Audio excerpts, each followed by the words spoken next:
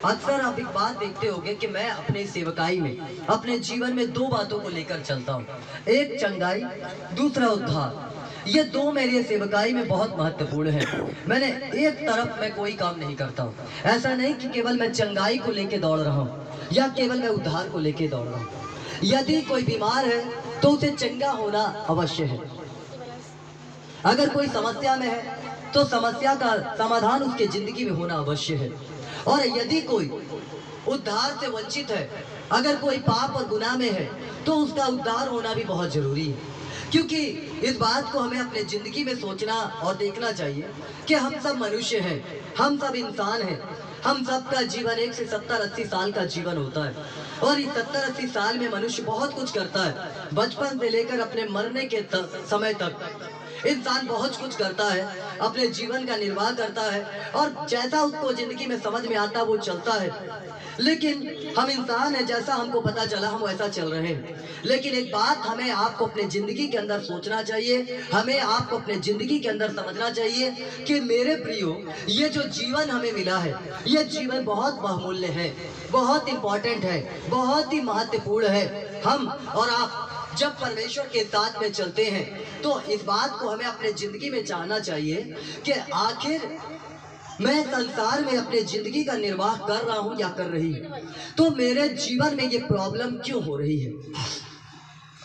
यदि आप बीमार हैं, यदि आप समस्याओं में हैं, यदि आप तकलीफों में हैं, जब तक आप प्रभु यीशु मसीह के बारे में नहीं जाने, आपने जब तक आपने यीशु मसीह को आपने नहीं जाना, आपने को ये नहीं पता कि ये उद्धार करता है कि नहीं है ना, ये तो सिर्फ ईसाइयों का भगवान है या तो ये केवल क्रिश्चियनों का है। आप अगर यहाँ तक सीमित हैं तब तक आप अपने जिंदगी में जैसे भी चल रहे हैं और एक शैतान आपके जिंदगी को तबाह और बर्बाद कर रहा है और आपके जीवन के अंदर बीमारियों को, समस्याओं को, तकलीफों को लेकर आ रहा है। लेकिन जिस दिन आप प्रभु यीशु मसीह के बारे में जानते हैं, जब आप यीशु मसीह को जानते हैं कि यीशु मसीह है जो मानव जाति के लिए, पूरे इंसान के लिए अपने जीवन को दिया, अपने प्राण को दिया है, और वो जब अपने प्राण को दिया है और वो उसने मेरे पापों के खातिर भी अपने जीवन को दिया है। और जिस दिन आप ये बातें आपको समझ में आ जाती है, जिस दिन आप प्रभु यीशु मसीह के बारे में जान जाते हैं और आप यीशु मसीह के साथ में चलने का निर्णय करते हैं, तो मनुष्य के जीवन में तो भी समस्याएं कई बार आती हैं, तो भी प्रॉब्लम्स कई बार आती हैं। वो इसलिए आती है कि मेरे प्रियो, आप परखे जाएं, आपका जीवन परखा जाए। आप अब तक तो संसार में थे, संसार में आपका उठना बैठना था। अब तक तो बाइबल बताती है, अब तक जो तुमने अपने शरीर को शैतान का हथियार होने के लिए दिया था, तुम्हारा जो देह है, ये देह को तुमने संसार का, है ना, संसार का जो शैतान है उसके अधिकार में तुमने दिया और ये हथियार बन गया शैतान का। ये कैसे हथियार बना? जैसे हमारा अगर जीवन, शैतान ने हमारे ऊपर कब्जा कर लिया, यदि शैतान ने हमारे आप के ऊपर कब्जा किया तो हमारा देह कैसे शैतान का हथियार बना। ये जो मुंह से गालियां देना, मुंह से गलत बातें बोलना, लोगों का शब्द कहना, लोगों के बुराइयां करना, गलत बातों को करना, गाना और नाना प्रकार की बहुत सारी ऐसी बातें, घमंड है, लालच है, व्यभिचार है, लोभ है, ऐसा बहुत सारी ऐसी बातें हैं।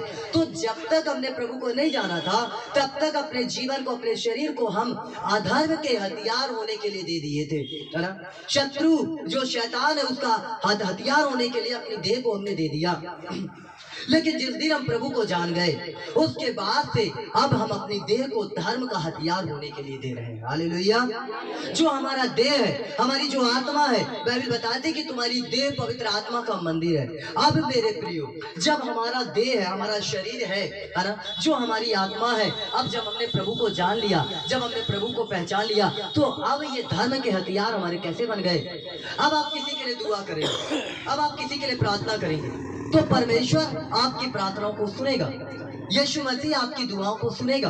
अब तक जब तक आप संसार में थे, आप संसार के हथियार होने के लिए इस्तेमाल किए जा रहे थे शैतान के द्वारा, तब तक आप खुद भी बर्बाद थे, आपके द्वारा लोग भी बर्बाद थे, आपके पड़ोसी भी बर्बाद थे, आपके रिश्तेदार भी बर्बाद थे, नाना प्रकार के आपका हो सकता परिवार भी बर्बाद रहा हो। लेकिन जब आप यीशु मसीह को जान चुके, जब आप यीशु मसीह को पहचाने, और मेरे प्रिय जब आपने यीशु मसीह को जान लिया है, तो जब आप धर्म के हथियार हो चुके हो, तो जब आप दूसरों के लिए प्रार्थना करोगे। जब आप, एक बार की बात है, एक जगह कन्वेंशन चल रहा था, एक जगह मीटिंग चल रही थी, और मेरे प्रिय उस मीटिंग को रोकने के लिए बहुत ऐसे विरोधी लोग, बहुत ऐसे लोग उस मीटिंग को रोकने की कोशिश कर रहे थे।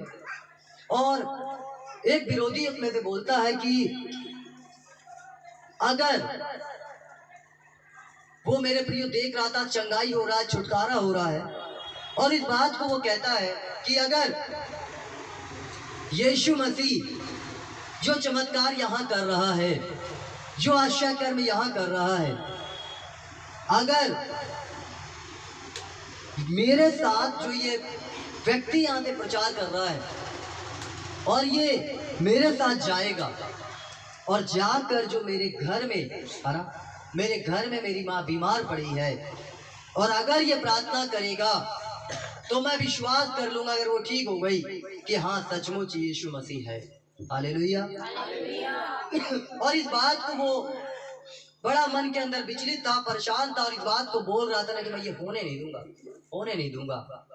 और मेरे प्रियो, एक बात मैं आपको बताना चाहता हूँ, वो पादरी तो उनके घर नहीं गया, लेकिन जब मेरे प्रियो ये व्यक्ति अपने घर गया, और जब ये घर गया और ये बात इसने दूर से देखी थी कि ये बोलते हैं यीशु मसीह के नाम से चंगा हो जा, यीशु मसीह के नाम से चल, यीशु मसीह के नाम से निकल जाए दुष्ट आत्मा, यीशु मसीह के नाम से ऐसा हो जाए, ये सुन रहा था और रिकॉर्ड हो गया इसके माइंड में।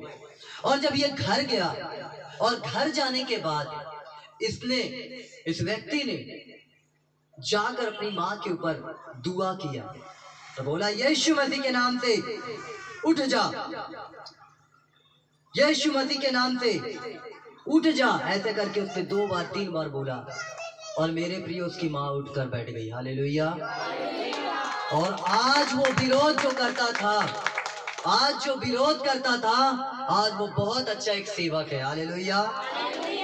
देखिए, परमेश्वर कब किसका चुनाव कर लेता है, कब किसको बदल देता है।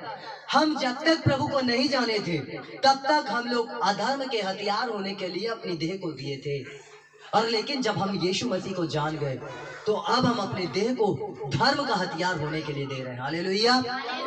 जो हमारा देह है, जो हमारी आत्मा है, जो हमारा शरीर है, वो धर्म के हथियार के लिए बन चुका है ना।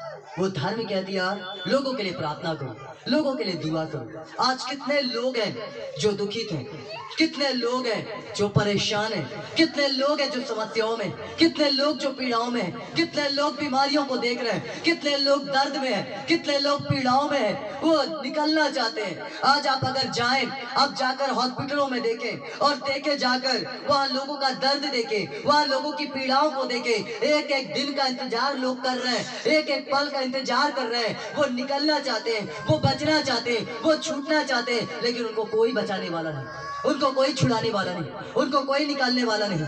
और मेरे प्रियो, ऐसा क्यों हो रहा है ना?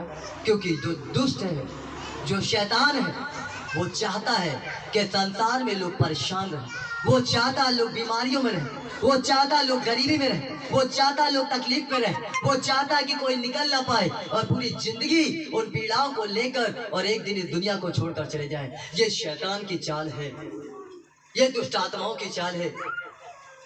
लेकिन यीशु मसीह की योजना आपके जीवन के लिए क्या है? परमेश्वर की योजना आपके जीवन के लिए क्या है?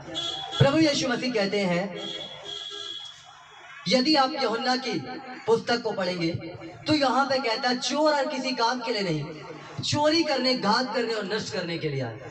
जो शैतान, जो दुष्ट है, वो चोरी करने, घात करने, आपके बिजनेस को बर्बाद करने, आपके नौकरी को बर्बाद करने, आपके बच्चों को बर्बाद करने, आपके लोगों को बर्बाद करने, आपके पारिवारिक रिश्तों को खराब करने, आपके वैवाहिक जीवन को बर्बाद करने, ये शैतान के कार्य है। लेकिन यीशु मसीह वहां पर कहता है कि ये आया चोर और किसी काम के लिए नहीं, चोरी करने, घात करने, नष्ट करने के लिए आया, लेकिन मैं आया, यीशु मसीह कहते हैं मैं आया जीवन देने के लिए, और ऐसा वैसा जीवन नहीं, परंतु बहुतायत का जीवन देने के लिए, सामर्थ्य से भरा जीवन देने के लिए, आशीषों से भरा जीवन देने के लिए।